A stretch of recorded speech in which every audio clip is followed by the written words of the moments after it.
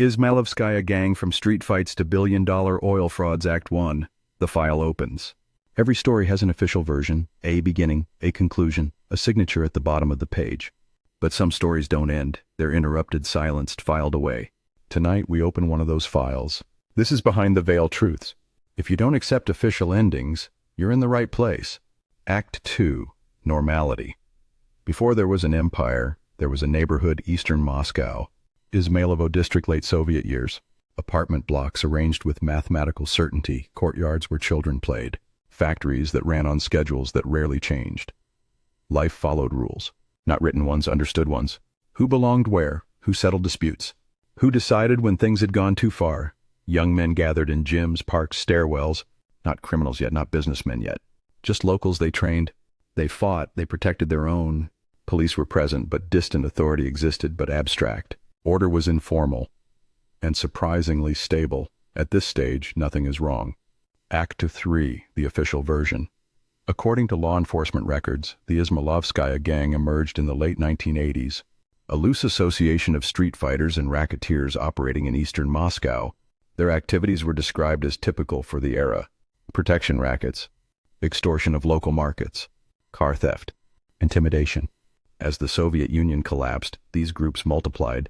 Izmailovskaya expanded. Members diversified, some specialized in enforcement, others in logistics, others in finance. By the early 1990s, they were identified as one of several major Moscow-based criminal groups. Police files describe periodic arrests, internal disputes, gradual decline.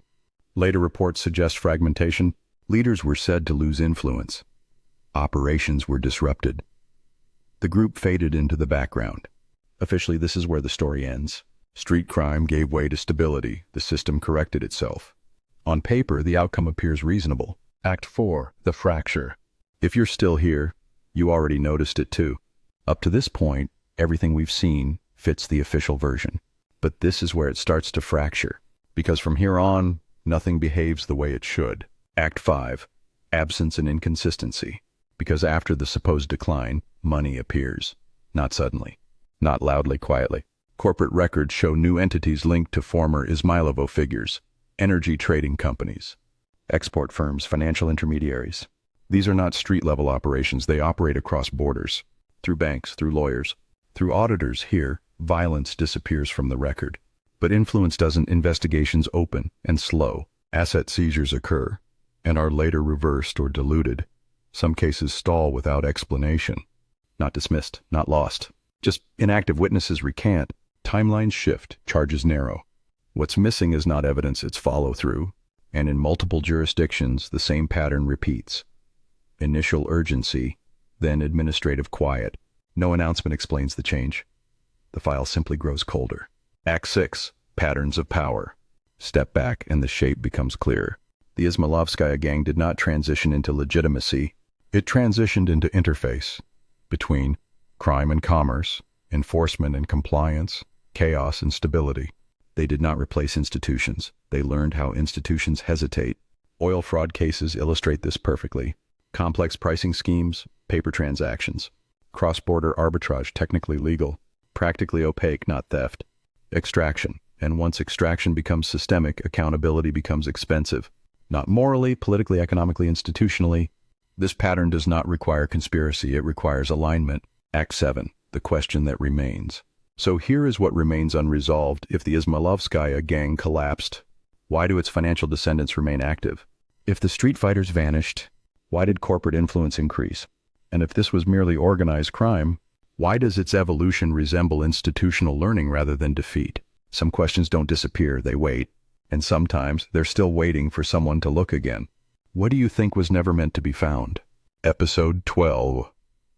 Oil laundering without theft. How money was extracted without ever being stolen. Act 1, the file opens. Every story has an official version, a beginning, a conclusion, a signature at the bottom of the page. But some stories don't end. They're interrupted, silenced, filed away. Tonight we open one of those files. This is Behind the Veil Truths. Act 2, normality. Oil is supposed to be boring barrels, pipelines, contracts, invoices, numbers that move slowly, volumes measured in millions, margins that look small until they aren't. In the 1990s, Russia's energy sector became the backbone of recovery. State assets were privatized. Trading houses emerged. Middlemen handled logistics. Nothing looked criminal. Oil flowed. Money arrived. Budget stabilized. This was normality, no guns. No threats, no visible violence. Just transactions. Act 3, the official version. According to official economic narratives, early post-Soviet oil fraud was limited. Smuggling existed. Tax evasion occurred. Some firms exploited loopholes. Authorities responded with reforms. Licensing tightened, audits expanded. The system matured, fraud declined, markets stabilized. By the early 2000s, oil trading was described as regulated, professionalized, and largely clean. The chaos phase had passed. On paper, extraction was now lawful. Act 4, the fracture. If you're still here, you already noticed it too. Up to this point, everything we've seen fits the official version. But this is where it starts to fracture. Because from here on, nothing behaves the way it should. Act 5, absence and inconsistency. Because when investigators follow the money, nothing is missing. Volumes match records, invoices align, shipments arrive where they should. No theft occurred, and yet profits appear where they shouldn't. Margins inflate without explanation. Intermediaries collect disproportionate fees. Shell trading firms extract value without owning assets. Oil is sold at market price but purchased at preferential price. The spread disappears into layers of contracts, legally executed, professionally audited. No falsified documents, just structure. Investigation identify irregularities, but cannot isolate a crime. There is no stolen oil, there is only repriced access. Files remain open and untouched. Act 6, patterns of power. This is where the pattern reveals itself. Criminal groups no longer steal commodities. They position themselves between producers and buyers, states and markets, regulators and operators. They extract rent, not product. This is why traditional enforcement fails. There is no victim filing a complaint, no missing inventory. No broken law, only redistributed advantage. The same names appear across sectors: energy, metals, logistics, not as owners, as facilitators. The Izmailovskaya structure understood this early. Power no longer came from control of streets. It came from control of interfaces, and interfaces are invisible. Act 7, the question that remains. So here is what remains unresolved. If oil wasn't stolen, why did wealth concentrate so rapidly? If contracts were legal, why did accountability vanish? And if this wasn't crime in the traditional sense, what exactly was being enforced? Some questions don't disappear, they wait. And sometimes, they're still waiting for someone to look again. What do you think was never meant to be found? Episode 3T, when criminal groups become economic utilities. The moment crime stops competing with the system. Act 1, the file opens. Every story has an official version, a beginning, a conclusion, a signature at the bottom of the page. But some stories don't end. They're interrupted, silenced, filed away. Tonight we open one of those files. This is Behind the Veil Truths.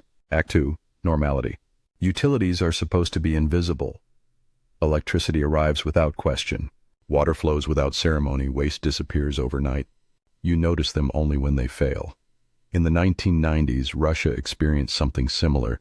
Markets reopened, factories restarted. Trade resumed, but institutions lagged behind. Courts existed without enforcement, regulators existed without reach.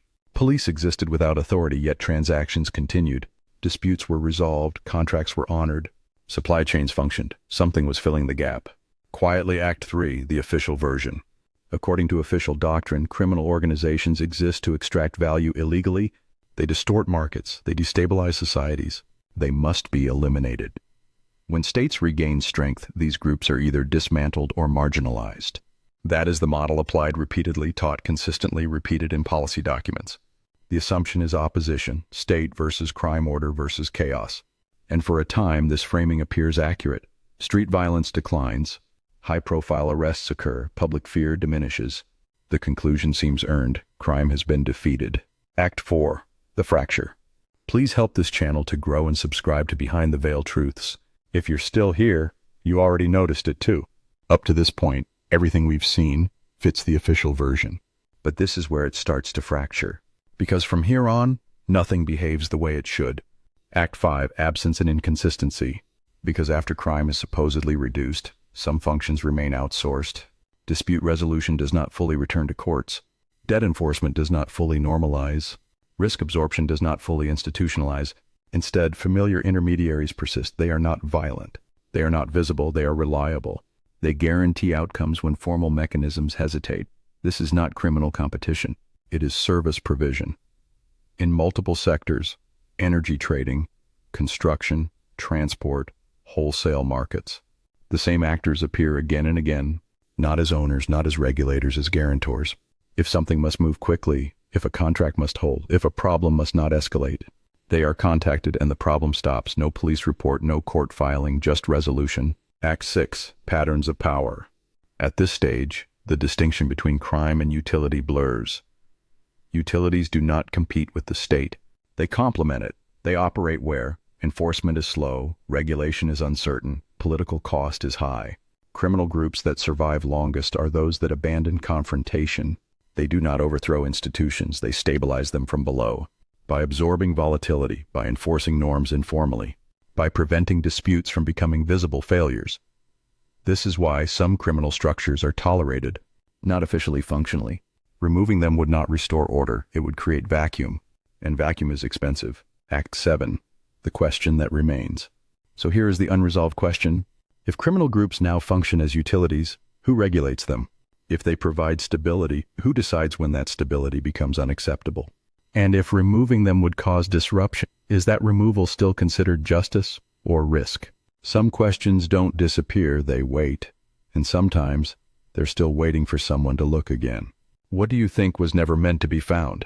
4. Season finale, the state that learns from crime. When enforcement adopts the methods it was meant to eliminate. Act 1, the file opens. Every story has an official version, a beginning, a conclusion, a signature at the bottom of the page. But some stories don't end. They're interrupted, silenced, filed away. Tonight, we open one of those files. This is Behind the Veil Truths. Act 2, normality. States are built to learn. They collect data. They refine procedures. They adapt to threats. When crime appears, the response is formal. New laws, new agencies, new powers. The promise is clear: crime will be confronted, neutralized, removed. Over time, enforcement becomes more precise. Surveillance improves. Financial tracking expands. Predictive models are deployed. This is normality, a system responding to pressure. Nothing seems wrong. Act 3, the official version. According to official doctrine, the relationship between state and crime is adversarial. Crime destabilizes, the state restores order. When criminal groups evolve, enforcement evolves faster, new statutes are passed. New task forces assembled, international cooperation expands. In this narrative, crime is reactive, the state leads. And eventually, the system prevails. The lesson appears simple. Persistence wins. Act 4, the fracture. Help our channel to grow and subscribe to Behind the Veil Truths. It only takes a minute, and we appreciate your support. Enjoy the video. If you're still here, you already noticed it too. Up to this point, everything we've seen fits the official version. But this is where it starts to fracture. Because from here on, nothing behaves the way it should. Act 5, absence and inconsistency. Because at a certain point, enforcement stops reacting to crime and starts absorbing its logic. Not its violence, its efficiency. Criminal groups learned early. Speed matters more than procedure. Discretion matters more than transparency. Outcomes matter more than process. Over time, these lessons migrate. Investigations become selective. Prosecutions become strategic. Cases are weighed not just on evidence, but on impact. Some crimes are pursued aggressively, others are deprioritized. Not because they are harmless, because they are disruptive to resolve. Files don't close, they pause. Silence becomes policy. Act 6, patterns of power. This is the pattern that now repeats. Criminal structures provided, informal enforcement, rapid dispute resolution, stability in uncertain systems. States under pressure begin to value the same traits, not openly. Functionally, the methods change language from intimidation to deterrence, from silence to confidentiality, from loyalty to national interest. But the shape remains. Power becomes less visible. Decisions become harder to trace. Accountability becomes diffuse. Crime did not defeat the state. It trained at Act 7, the question that remains. So here is the question this season leaves unresolved. If the state adopts the methods of crime to maintain order, where does legitimacy end? If silence becomes governance, who decides what is never spoken? And if stability depends on not asking certain questions, is that stability protection or containment? Some questions don't disappear, they wait. And sometimes they're still waiting for someone to look again. Optional comment trigger, no narration after. What do you think was never meant to be found? Final note, the season ends here. Not because the story is finished, but because this is where answers stop behaving. If and when you want to open the next file, a new season, a new geography, or a single unexplained case, just say the word. The silence will still be there.